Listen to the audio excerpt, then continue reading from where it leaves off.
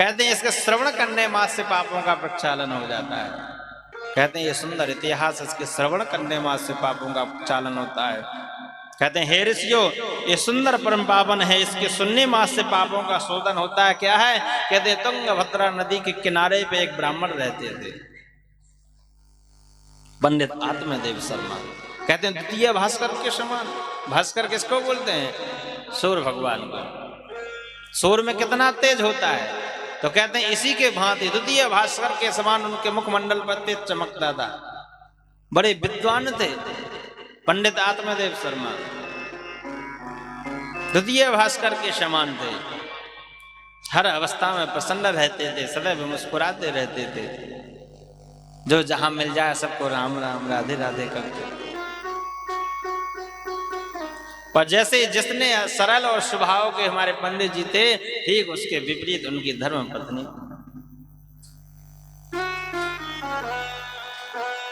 उनकी धर्म पत्नी का नाम था धुंधली देवी।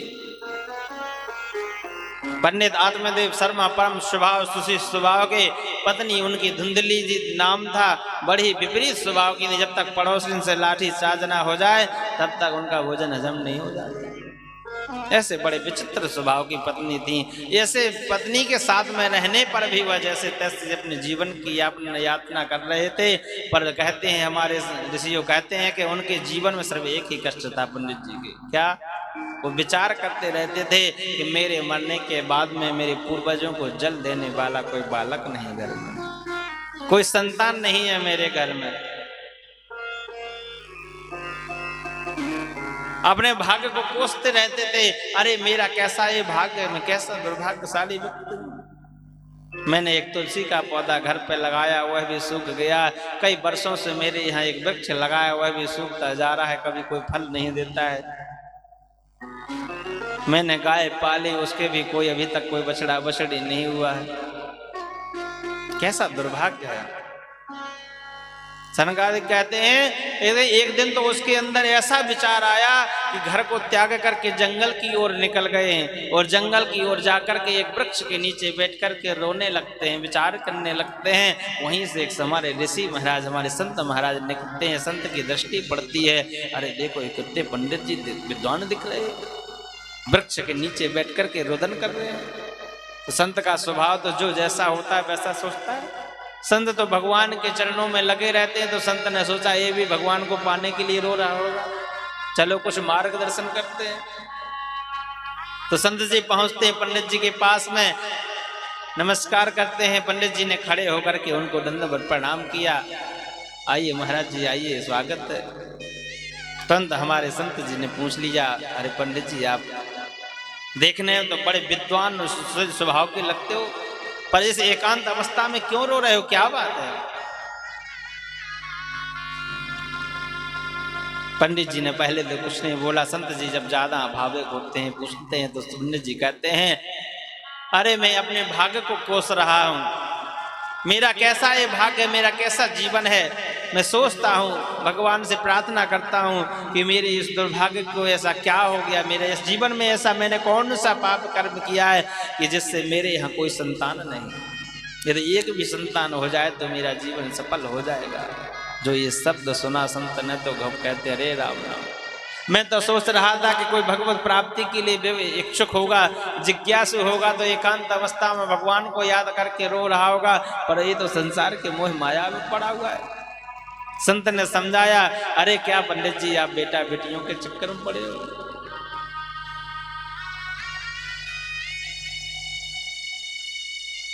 तो हमारे पंडित जी कहते हैं नहीं नहीं, गृहस्थ जीवन का आनंद तो तभी है जब घर में छोटे छोटे बालक बच्चे हों। संत ने समझाया, अरे ब्राह्मण जी आप जिस बेटा बेटी के चक्कर में यहाँ पर भटक रहे हो, रो रहे हो, और आपको क्या भरोसा, क्या गारंटी है कि जो आपके यहाँ संतान हो आज से आप सुखी हो ही जाओगे। राजा सगर के कहते हैं 60,000 पुत्र थे पर किसी ने साथ नहीं दिया, कोई काम नहीं आए। कपिल मुनि का अनादर करके सब भस्म हो गए।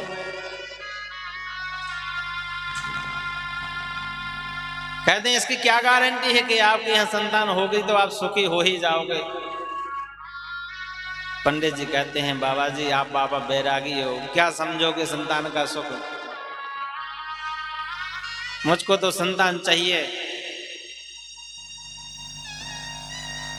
जब संत ने बहुत सहानुभूति दिखाई तो पंडित जी समझ गए और पंडित जी जोर जोर से रोने लगते हैं, सर पटकने लगते हैं, कहते हैं मुझको संतान चाहिए। संत जी समझाते हैं ब्राह्मण को, कहते हैं कि अरे इस रोने धोने से क्या फायदा है, मैंने तुम्हारे मस्तक की रेखा को पढ़ रखा है, तुम्हारे जीवन में तो 7 जन्म तक कोई संतान सुख नहीं है। जो ये शब्द सुना ब्राह्मण ने तो और जोर जोर से रोने लगे, सिर्फ पटक पटक के रोने लगे। संत भगवान कहते हैं बस करो महाराज जी क्या कर रहे हो? संत ब्राह्मण कहते हैं महाराज मैं तो इस जन्म के लिए रो रहा था, आपने 7 जन्मों का हिसाब और सुना दिया है, मेरा 7 गुना दुख और बढ़ा दिया महाराज। अब तो संतान दीजिए, नहीं तो मैं अब की बार इतनी जोर से सिर पटकूंगा कि मैं तो मर ही जाऊंगा और मेरी जो ब्रह्म हत्या का मोल आपको लगेगा। संत जी घबरा गए, अरे अच्छा भला भजन करते हुए जा रहा था, ये बिना आवश्यकता में ब्रह्म हत्या कहाँ से मोल ले ली मैंने। अभी कहता है कि भगवान मुझको संतान दो, नहीं तो अब की बार इतनी जोर से सिर पटकूंगा कि मैं तो मर ही जाऊंगा और ब्रह्म हत्या आपको लगेगी। तो क्या किया जाए, हट करता है। संत ने एक भगवत इच्छा जान करके, जब ब्राह्मण जी नहीं समझते हैं तो भगवत इच्छा समझ करके संत भगवान ने आम का फल लिया और भगवान का ध्यान करके वो पंडित जी को थमा दिया, पंडित जी को दे दिया। पंडित जी से कहा कि जाओ ये अपनी धर्म पत्नी को खिला देना, तो बड़ा ही सुंदर एक पुत्र प्राप्त होगा आपके यहाँ। पंडित जी तो खुशी के मारे उछल पड़ते हैं, दंडवत प्रणाम करते हैं। वो कहते हैं महाराज जी बताइए कोई नियम तो नहीं पालने पड़ेंगे? संत भगवान कहते हैं जाओ शुद्धता से रहना, पवित्रता से रहना, दीन दुखियों पे दया दृष्टि करना, सत्य वचन बोलना, मंदिर तीर्थों में जाकर के भ्रमण करना, भगवान की पूजा करना। यदि ये 2-4 नियम ठीक से आपने पालन कर लिए तो बड़ा ही सुंदर परम विद्वान बालक होगा। साष्टांग दंडवत प्रणाम करके हमारे पंडित जी दौड़ करके अपने नगर में जाते हैं। दूर से ही आवाज लगाते हैं अपने भवन के दरवाजे से, अरे देवी जी सुनती हो? देवी जी ने तुरंत आवाज लगाई, हाँ जी बोलिए। और तुरंत एक फल जो दिया था ब्रह्म संत भगवान ने तुरंत थमा देते हैं धुंधली देवी को। पंडित जी कहते हैं अरे देवी तेरे तो भाग्य खुल गए हैं, संत भगवान ने सुंदर आम का फल दिया है, इसको पाले तो सुंदर संतान हो जाएगी। धुंधली देवी ने कहा अच्छा ठीक महाराज, मैं अभी शुद्ध पावित्र होकर के मैं अभी सुंदर स्नान ध्यान करके पूजा करके इस फल को पालूंगी, आप अपना काम करो। पंडित जी तो बड़ी खुशी के मारे उछल पड़े, इष्ट मित्रों को कहानी सुनाने लगे। यहाँ धुंधली उतनी ही परेशान है, विचार करती है खाऊं ना खाऊं क्या करूं, ना जाने किस ब्राह्मण किस संत ने दिया होगा, कहीं मेरे ऊपर कोई जादू टोना तो नहीं कर रहा। अरे कोई फल खाने से भी संतान होती है क्या? विचित्र स्वभाव की थी, तर्क वितर्क करने लग गई। अंत तो गत्ता उसने फल नहीं खाया। उसकी बहन आई, बहन ने भी बुद्धि खराब कर दी। बहन चाहती थी इसके कोई संतान ना हो, मेरे यहाँ कई संतान है, एक संतान इसको दे दूंगी, इसकी संपत्ति में अपने हवाले कर लो। तो बहन ने और खराब कर दिया दिमाग। बहन ने भी कह दिया अरे बहन तो फल किसी संत बाबा के चक्कर में मत पड़ना, अरे फल खाने से संतान होती क्या, तुम अपनी चिंता मत कर, पंडित जी को आश्वासन दिलाती रहना, मैं इस समय गर्भवती हूँ, मेरे जो संतान होगी मैं रातों रात तुझको सौंप दूंगी। वो जो फल दिया है ना, तेरे यहाँ कई वर्षों से गाय बंधी है, इस फल को गाय को खिला दे, यदि सच्चा फल होगा तो देखते हैं गाय को क्या होता है। बहन कहती है हाँ तूने ठीक किया, बहन हो तो तेरे जैसी हो। बोलो राधे राधे। समय बीता, जब समय आया उसकी बहन के एक पुत्र प्राप्त हुआ। उसने रातों रात आकर के धुंधली को दे दिया। धुंधली आश्वासन अभी तक पंडित जी को दिलाती रही। प्रातः उठते ही धुंधली ने अपने पतिदेव से कहा कि मुझको पुत्र प्राप्त हुआ है। पंडित जी ने तो नगर ग्राम में डोला पीट दिया। समस्त नगर ग्रामवासी आकर के बधाइयां देने लगे पंडित जी को, जय हो पंडित जी की जय हो करने लगे। उसके ठीक 3 महीने बाद में जो गाय को आम का फल दिया था उसके भी सुंदर बालक का जन्म हुआ। सुंदर बालक का जन्म हुआ है, कान बिल्कुल गाय की तरह हैं और पूरा शरीर मानव की तरह है। ऐसा मानव पुत्र गाय ने भी प्रदान किया है। नगर ग्रामवासियों को जैसे ही पता चला तो दौड़ दौड़े आते हैं, पंडित जी जय हो। भगवान जब भी देते हैं तो छप्पर पार करके देखते हैं, कहाँ एक पुत्र नहीं था, तो देखो गाय ने भी मानव पुत्र को जन्म दिया है। बधाई हो पंडित जी, बधाई हो। बधाइयां देने लगे। पंडित जी तो घूम के नाचने लगते हैं, उत्साह वर्धन करने लगते हैं। कहते हैं सर्वांग सुंदरम दिव्यम निर्मलम कनक प्रभम। सर्वांग सुंदरम निर्मल, बड़ा सुंदर मानव पुत्र गाय ने जन्म दिया। गाय के पुत्र होने के नाते कान गाय की तरह होते हैं। आगे समय बीता तो हमारे पंडित जी ने सुंदर नामकरण का मुहूर्त निकाला, नामकरण रखा। गाय के जो पुत्र हैं उनको गाय के कान के होने के कारण उनका नाम रखा गोकर्ण। और अपने पुत्र का नाम ठीक सोच ही रहे थे कि देवी जी ने आवाज लगा दी, अरे ठहरो जरा, रुको, 9 महीने कष्ट मैंने भोगे हैं तो नाम भी मैं ही रखूंगी। पंडित जी ने कहा अच्छा देवी जो आप कहो। देवी जी ने कहा कि मेरा नाम धुंधली तो मेरे पुत्र का नाम धुंधकारी होना चाहिए। पंडित आत्मदेव ने कहा कि जैसी मर्जी, दोनों का नाम हो गया है। गाय के पुत्र जो हैं उनका नाम गोकर्ण रखा गया है, और जो धुंधली का पुत्र है उनका नाम क्या रखा? धुंधकारी। सनकादिक कहते हैं देवर्षि नारद, ये दोनों पुत्रों ने बड़ा नाम कमाया। एक तो हुआ बड़ा ही सुंदर विद्वान, वो विख्यात हुआ, और दूसरा क्या हुआ? दुराचारी, दुष्ट दुराचारी निकल गया, मदरा पान करने लगा, व्यभिचार करने लगा। एक विख्यात हुआ, दूसरा कुख्यात हुआ। गोकर्ण जी जैसे समय बीतता गया उतने ही बड़े विद्वान होते चले जाते हैं, और धुंधकारी उतना ही दुराचारी होने लगता है, मदरा पान करने लगता, अत्याचार करने लगता है। एक दिन समय ऐसा आया कि खूब धन संपत्ति को लुटारा कर देता है, 5 वेश्याओं को, गड़काओं को पालने लगता है, मदरा पान करने, जुआ खेलने लगता है, सारी संपत्ति घर की बर्बाद कर देता है। पिताजी परेशान हो जाते हैं।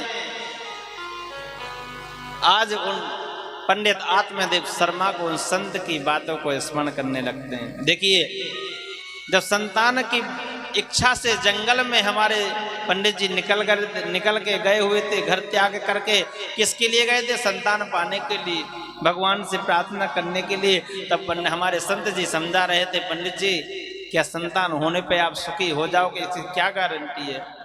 तो उस समय उनको दिमाग में चढ़ी नहीं संत की बात। आज जब संत से के उस दिव्य वचनों को याद कर रहे हैं, क्यों याद कर रहे हैं? क्योंकि संतान से कष्ट मिल रहा है। आज विचार कर रहे हैं कि ऐसी संतान तो होती नहीं तो अच्छा था। घर की सारी संपत्ति बर्बाद कर दी है, मारने पीटने लगा है। कहता है पिताजी धन और लाओ। और आज घर का त्याग करके हमारे पंडित आत्मदेव शर्मा पुनः जंगल की ओर जाने लगते। यही हमारी और आपकी कहानी है। सत्संग में हम आप सब बहुत श्रवण करते हैं, सुनते हैं, पर हम और आपकी बुद्धि कहाँ तक सीमित है? जब तक पंडाल में बैठे हैं, कथा के सामने बैठे हैं, तब तक तो अच्छा होता है। पंडाल के बाहर निकलते ही सब भूल जाते हैं, क्या सुना क्या नहीं। यदि हमने और आपने उसी संत की तरह उनके वचनों को यदि हृदयंगम कर लिया तो हमारा आपका भी कष्ट हो जाए जो है वह निवृत्त होकर के हम परम सुखी हो जाएंगे। और जो बाद में रोने की आवश्यकता है वो बाद में रोना नहीं पड़ेगा आपको, जैसे हमारे पंडित जी बाद में रो रहे हैं। यही हम और आपको चाहिए। जो कथा में श्रवण करते हैं, संत लोग समझाते हैं, ब्राह्मण लोग बतलाते हैं, गुरुजन लोग शिक्षा देते हैं, आशीर्वाद, उसको आपको हृदयंगम करना है, श्रवण करना है, उस पर चलना सीखना है।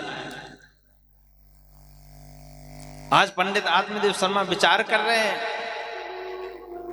कह रहे हैं ऐसी संतान तो होती नहीं तो अच्छा था। आज घर का त्याग करके निकल जाते हैं। जैसे गोकर्ण जी की दृष्टि पड़ी, अरे पिताजी कहाँ जा रहे हैं, तो गोकर्ण जी ने बुलाया, अरे पिताजी ठहरो ठहरो, कहाँ जा रहे हो।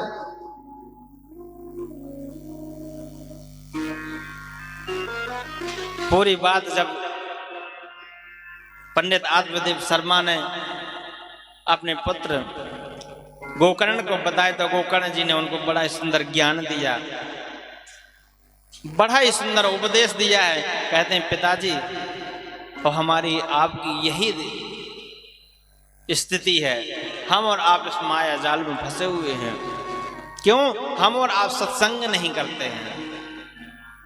जब तक संगत नहीं करोगे,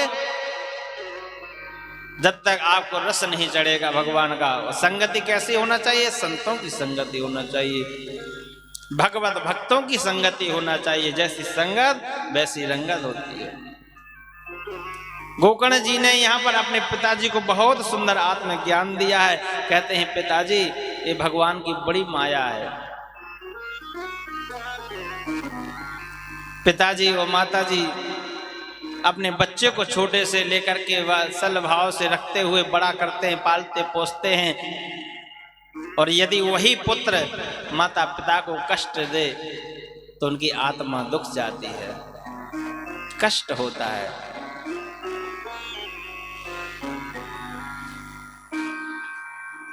गोकर्ण जी महाराज कहते हैं पिताजी, आप जाओ, पहले जंगलों में जाओ, संतों का संग करो। जब आप संतों का संग करोगे तो उनसे आपको भगवान का स्वरूप का ज्ञान होगा, भगवान की कृपालुता दयालुता को आपका अनुभव हो जाएगा। आपको भगवान हमारे कैसे हैं, कितने कृपालु हैं, दयालु हैं। तो पिताजी को कहते हैं संतन, तो हमारे पिताजी को समझाते हैं, कहते हैं पिताजी आप जाओ जंगल में, खूब संगति करो। किसकी? संतों की। संतों की संगति करोगे तो भगवान के स्वरूप को समझ जाओ। और हम और आपको क्या करना है? हमको भी आपको क्या? संतों की संगति करनी। तेरी अर्ची बनी। हमारे गोकर्ण जी महाराज कहते हैं, किससे कह रहे हैं? कहते हैं पिताजी आप पहले संगति करो। क्यों? जब तक आप संगत नहीं करोगे ना, तब तक आप भगवान के स्वरूप को नहीं समझ पाओगे। आप जब संतों की संगत करोगे ना, तो आपको भगवान के रास्ता का ज्ञान हो जाएगा कि हम भगवान तक कैसे पहुंचेंगे। और आज हमारे पंडित आत्मदेव शर्मा अपने पुत्र की एक एक बात को ध्यान में रखते हुए जंगल की ओर चले जाते हैं और भगवान बहुत संतों की संगति की, और अंत में भागवत के 10वें स्कंद का पाठ करते हुए भगवान के परम धाम को जाते हैं।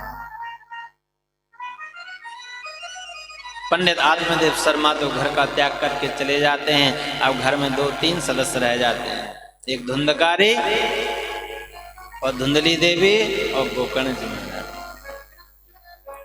पंडित जी तो चले जाते हैं। अब यहाँ धुंधकारी अपनी माँ को परेशान करता, आए दिन मारता पीटता है। कहता है माँ, पिताजी जाते जाते सारी धन संपत्ति तुमको सौंप के गए होंगे, जल्दी से लाओ, नहीं तो अब की बार इतनी जोर से मारूंगा कि याद रखोगे। धुंधली कहती है, अरे पुत्र तूने सारा तो बर्बाद कर दिया, अब मैं कहाँ से लाऊं?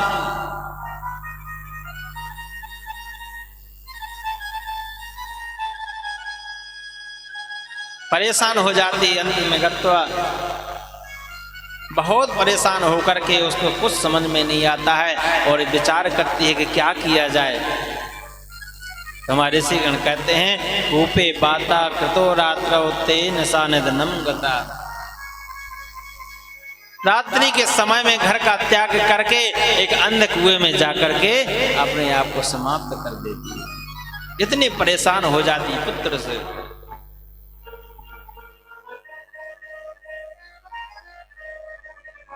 परेशान होकर के रात्रि के समय घर का त्याग करके अंध कुएं में जाकर के गिरकर अपने आप को समाप्त कर देती है। धुंधकारी ने इतना उनको परेशान किया कि कोई और रास्ता समझ में नहीं आया, समाप्त कर दिया। गोकर्ण जी ने विचार किया। पिताजी जंगल की ओर चले गए। माताजी ने अपने आप को समाप्त कर दिया। अब मेरा नंबर तो नहीं है, तो मैं भी अब प्रणाम करके यहाँ से चलता हूँ तीर्थों के बहाने। तो हमारे गोकर्ण जी महाराज ने धुंधकारी को प्रणाम किया कि भ्राता, अब मैं तीर्थों की यात्रा करने जा रहा हूँ। गोकर्ण जी महाराज घर से निकल जाते हैं। धुंधकारी अकेले बचता है, खूब चोरी डकैती करने लगता है, चोरियां करने लगता है और जितना धन संपत्ति लाता है 5 गड़काओं को घर पर रख लेता है, वेश्याओं को रख लेता है, सारी संपत्ति उन्हीं को सौंपता जाता है। जब वे 5 गड़काओं के पास में जब संपत्ति बहुत हो गई तो पांचों ने विचार किया संपत्ति बहुत हो गई है, कहीं ऐसा ना हो एक ना एक दिन ये पकड़ा जाएगा और राज दरबार में यदि नाम खोलेगा तो अपना ही नाम लेगा कि मैं तो लूट लूट करके उनको सौंपता हूँ, तो ये तो जेल की हवा खाएगा ही, हमको भी खानी पड़ेगी। अच्छा है ऐसा करो कि बहुत संपत्ति हो गई है, आज रात्रि में इसको क्या करते हैं, इसको रस्सियों से बांध करके और पीट पीट करके मार करके और हम और आप अपनी संपत्ति जो भी है उसका बंटवारा करके भाग चलते हैं। पांचों गड़काओं ने ऐसा विचार किया।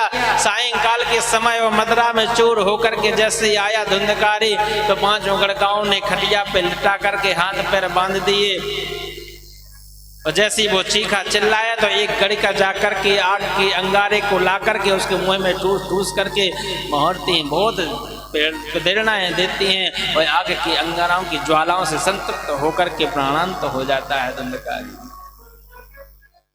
और वहीं एक अपने उसी भवन में उसी के गड्ढा खोद करके उसी में उसको दफना करके पांचों गड़काओं ने संपत्ति का बंटवारा करके भाग जाते हैं। सुखदेव जी महाराज कहते हैं ऐसी स्त्रियों पर कभी विश्वास नहीं करना चाहिए जो सिर्फ संपत्ति की लालची हो।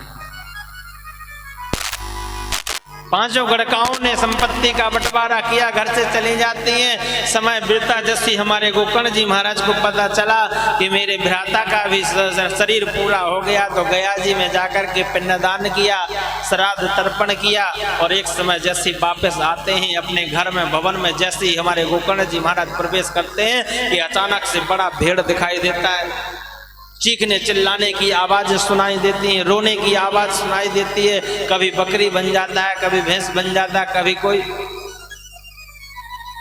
गोकर्ण जी महाराज ने कहा अरे आप कौन हो, सामने आओ।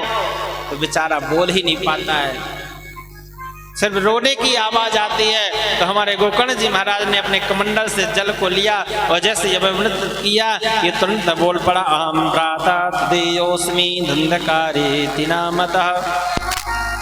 तुरंत बोल पड़ा अहम भ्राता देयोस्मि, मैं आपका ही भ्राता धुंधकारी हूँ। गोकर्ण जी महाराज ने कहा आपकी ये गति कैसे हुई, मैंने तो आप जैसे पता चला तो आपके नाम का, पिताजी के नाम का, माँ के नाम का पिंडदान किया, श्राद्ध तर्पण किया। धुंधकारी कहता है आप एक पिंडदान नहीं 100 दान भी कर लो तो मेरे जैसे पितात्माओं का कल्याण नहीं हो सकता है, मैं महापापी हूं, क्या किया जाए। धुंधकारी कहता है ये तो आप ही जानो, मैं क्या बताऊं, पर बहुत कष्ट होता है, कुछ भी पाने को नहीं मिलता, सिर्फ वायु का आहार करता हूँ, बहुत कष्ट है, इस कष्ट से निवृत्ति के लिए कुछ उपाय ढूंढो। गोकर्ण जी महाराज ने कहा कि इस समय रात्रि का समय है, आप जाओ, मैं प्रातः जरूर आपको इस कष्ट से निवृत्ति के लिए उपाय खोजता हूँ। तो प्रातः काल होते ही हमारे गोकर्ण जी महाराज ने नगर ग्राम में एकत्रित होकर के सभी ब्राह्मणों से परामर्श ली, सबको बताया क्या किया जाए। ऐसे में कोई प्रत्युत्तर नहीं दिया तो हमारे गोकर्ण जी महाराज ने साक्षात सूर्य भगवान को नमस्कार किया। तोभ्यम नमो जगत साक्षिन ब्रोहे में मुक्ति हेतुकम, हे जगत साक्षी, हे सूर्यनारायण भगवान आप ही बताइए मेरे भ्राता धुंधकारी की मुक्ति कैसे। तुरंत आकाशवाणी होती, आकाशवाणी ने दिशा निर्देश दिया, श्रीमद् भागवतान मुक्ति सप्ताह वाचनम कुरु। दिशा निर्देश दिया, हे गोकर्ण जी महाराज आप श्रीमद् भागवत सप्ताह का श्रवण कराइए, तब उसी से धुंधकारी की मुक्ति हो सकती है। और पुनः आषाढ़ मास में हमारे गोकर्ण जी महाराज ने धुंधकारी की मुक्ति के लिए श्रीमद् भागवत का आयोजन किया। आषाढ़ माह में हमारे गोकर्ण जी महाराज ने श्रीमद् भागवत का आयोजन किया तो जितने भी नगर ग्रामवासी होते हैं आकर के बैठते हैं, कथाओं को श्रवण करते हैं। और धुंधकारी एक 7 गांठ का बांस होता है, उसी में अपना स्थान पाकर के विराजमान हो जाता है। तो कहते हैं जैसी भागवत का एक एक दिन होता है कि उस बांस की गांठें चटकती जाती हैं, और 7वें दिन तो कहते हैं जैसे भागवत संपूर्ण हुई तो उस बांस के रूप से, उससे प्रभाव से एक दिव्य महापुरुष प्रकट हो जाता है। कहते हैं दिव्य रूप धरो जात तुलसी नाम मंडितः पीतवास घनश्यामो मुकुटे कुंडलान्वितः।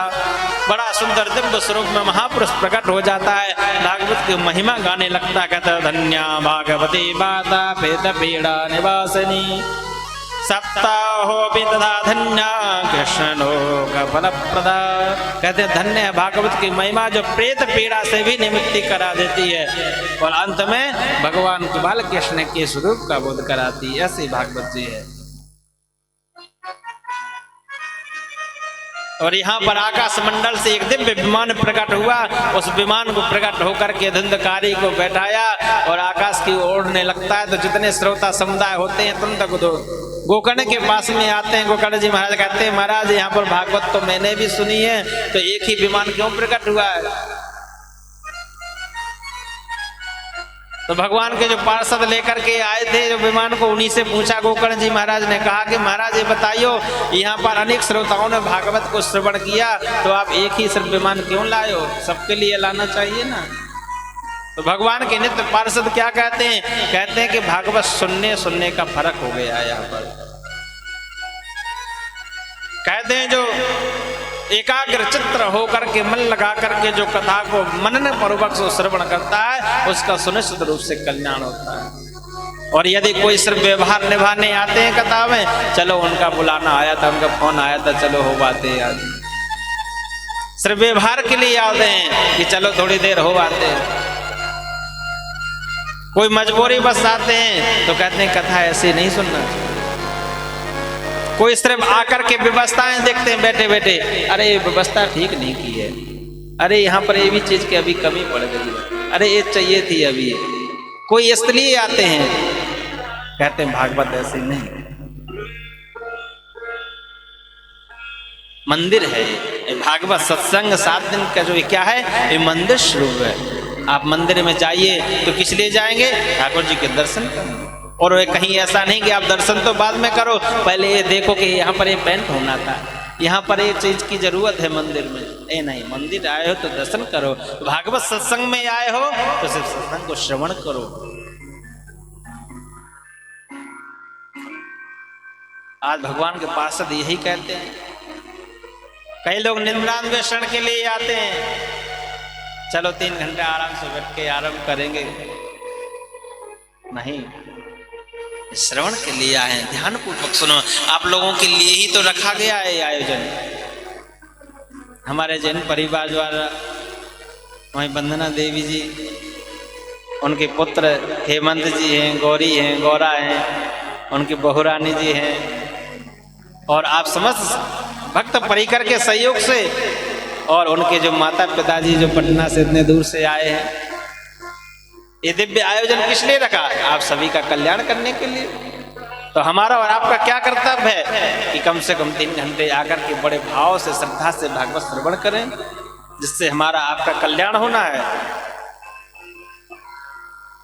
तब भगवान के पार्षदों ने यही कहा गोकर्ण जी से, महाराज यहाँ पर कथा सुनने में भेद हो चुका है, इसलिए यहाँ पर समस्त श्रोताओं के लिए विमान प्रकट नहीं हुए हैं। और ये कह करके जैसे गोकर्ण को के सामने ही धुंधकारी जब जाता है तो जितने भी श्रोता समुदाय होते हैं सब निराश हो जाते हैं। तो गोकर्ण जी महाराज कहते हैं चिंता मत करो, अब की बार पुनः श्रावण मास में कथा का आयोजन करूंगा, और इतनी सावधान पूर्वक कथा को श्रवण करिएगा कि एक भी चूक ना हो जाए। तब श्रावण मास में पुनः कथा का आयोजन जैसे हुआ तो जितने भी श्रोता समुदाय बैठे थे, 7वें दिवस में जैसी कथा पूर्ण होती है कि आकाश मंडल से उतने ही विमान प्रकट हो जाते हैं। बोलो भागवत भगवान की है। ये दिव्यता भागवत की अलौकिकता है। उतने ही विमान प्रकट हो जाते हैं। और जैसे कहते हैं कि राम भद्र स्वरूप जब राजा रामचंद्र जी अयोध्या से अपनी लीला स्मरण करके सरजू नदी से अपने धाम को जाते हैं कि जो समस्त अयोध्या वासी उनके साथ में जाते हैं, उसी के भांति आज यहाँ गोकर्ण जी के साथ में समस्त भक्त श्रोतागण सप्ताह पूर्ण होते ही विमान में आकाश की ओर जाने लगते हैं। ये भागवत की महिमा।